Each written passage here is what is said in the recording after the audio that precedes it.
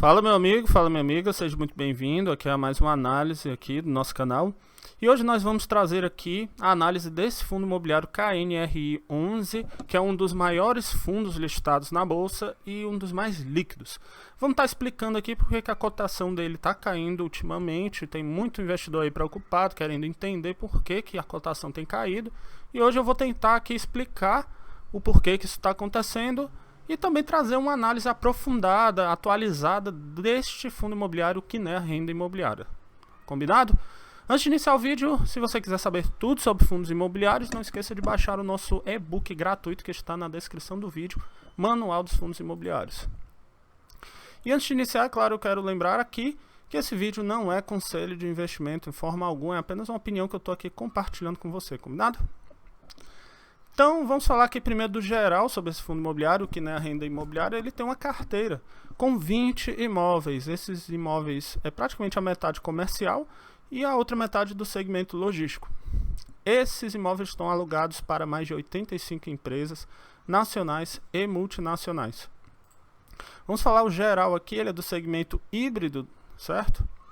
Não tem um segmento definido. A data de IPO dele é 1/12 de 2010, ele já está com um bom tempo aí na bolsa. E o gestor dele é o Kinea, que é um gestor bem consolidado na bolsa. Ele é um fundo mais conservador, o mandato dele é renda, o objetivo dele é apenas oferir a renda dos aluguéis dos imóveis que ele investe, tá bom? Sem muita invenção. A participação dele no IFIX é bem relevante, 4,95%. E os usuários do Clube FI, que é a ferramenta que nós utilizamos para analisar fundos, eles são bem otimistas em relação a esse fundo, eles dão nota 4 de 5. Agora vamos aqui em relação aos proventos. Os dividendos dele nos últimos 12 meses, em relação ao valor da cota, foram apenas 5,26%. E no último mês ele pagou apenas 0,46%. Ou seja, um dividendo um pouco baixo aí, e nós vamos estar explicando ao longo desse vídeo por que esses dividendos têm caído aí, beleza? Agora vamos pegar aqui o histórico de dividendos dele desde lá atrás, né? Você pode ver que ele mantém constância nos seus dividendos, né? Uma constância bem interessante, é um dos motivos que esse fundo ele é tão valorizado.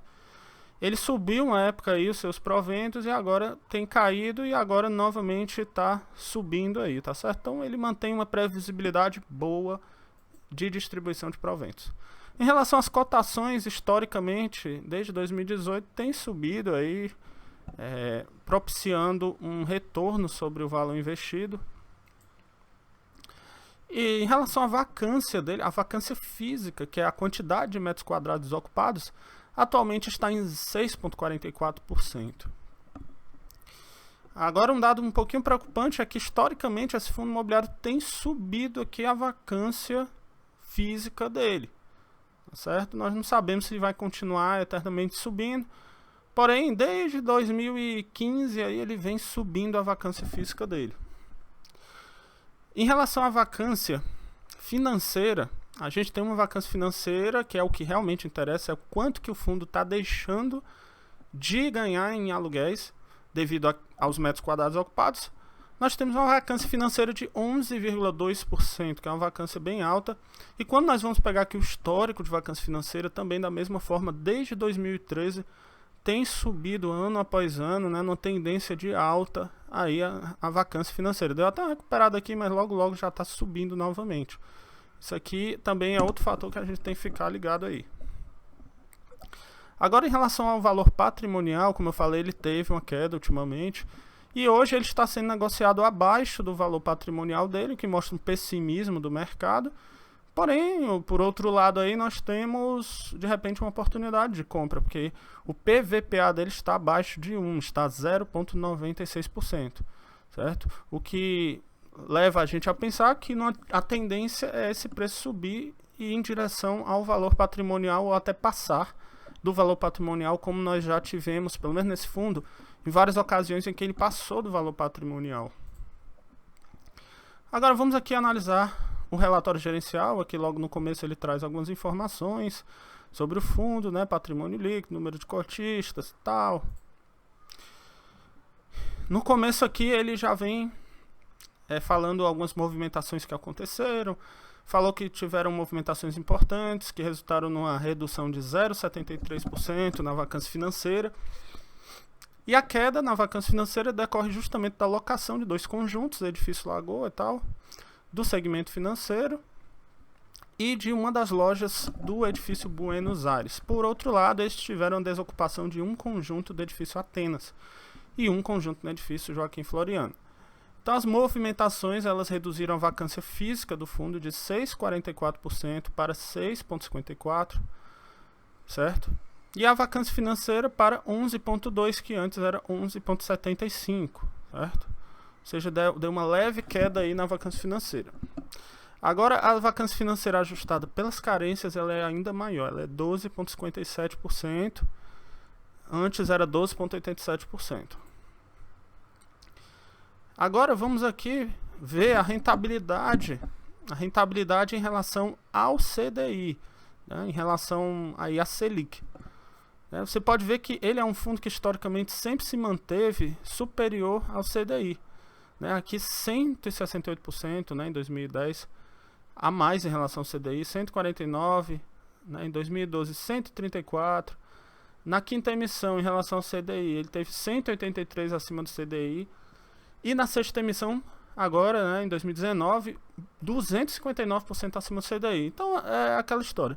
Apesar dele ser um fundo que não distribui altos dividendos, e por outro lado ele tem tido uma valorização da cotação dele, e quando você pega o resultado total, tem sido um resultado positivo, tá certo? Bom, ele traz aqui alguns dados, né? Ele traz a receita dos seus aluguéis por estado, né? A gente vê que 64% vem de São Paulo, Minas Gerais 16,4% e o Rio de Janeiro tem uma parcela até significativa, quase de 20%, né? 18,90%, certo? Isso é um dos motivos que a gente vai ver mais à frente, que a vacância financeira dele está alta. Agora, em relação ao segmento, a gente tem quase a metade do fundo logística e a outra metade, né, 51,38% logística e 48,62% escritório. Em relação ao tipo de contrato, nós temos 51,32% atípicos e 48,68% contratos típicos, certo? O IPCA, agora em relação ao reajuste do aluguel, 48,56% é reajustado pelo IPCA e a outra metade, 51,44%, pelo IGPM. Ou seja, a gente deve esperar aí um reajuste dos aluguéis, porque a tendência agora vai ser o IPCA ele dar uma subida, né, nos próximos meses. Agora vamos aqui para os vencimentos dos contratos. A gente tem 69% dos contratos que vencem em 2025 em diante, certo? Que dá aí uma margem de segurança para o fundo. Vamos ver aqui a evolução da vacância. Como eu mostrei, a vacância física, né, tem subido ao longo do tempo, 2020 para cá subiu, e a vacância financeira tem subido de forma mais intensa aqui, tá? Agora, a vacância financeira por segmento, é aquela história. Lá no Rio de Janeiro, como eu falei, né, ele tem quase 20% da receita dele vem do Rio de Janeiro, e a gente tem que escritórios no Rio de Janeiro, ele está com 61% de vacância financeira. Então, essa vacância financeira é muito devido aí ao mercado do Rio de Janeiro, que é um mercado que tem complicado aí a vida de muitos fundos imobiliários ultimamente. E as outras vacâncias vêm do setor logístico, escritórios em São Paulo, escritórios em Minas Gerais. O mercado de escritório também tem sofrido bastante desde o início da pandemia. Aí agora, em relação aos contratos que ele tem de locação, são 110 contratos com mais de 85 inquilinos, né? Um fundo amplamente diversificado, né? Patrimônio gigantesco aí. E de todos eles a gente tem essa distribuição em relação aos serviços, né? Em relação às áreas de atuação. Serviço 9%, financeiro 10%. Os maiores são comércio 29% e indústria 34%. Agora vamos aqui para o fluxo de caixa, né, que ele traz o fluxo de caixa aqui, um saldo inicial de 215 milhões, né? Desse saldo inicial aí nós tivemos aluguéis, receita financeira e tivemos todos os outros gastos, né?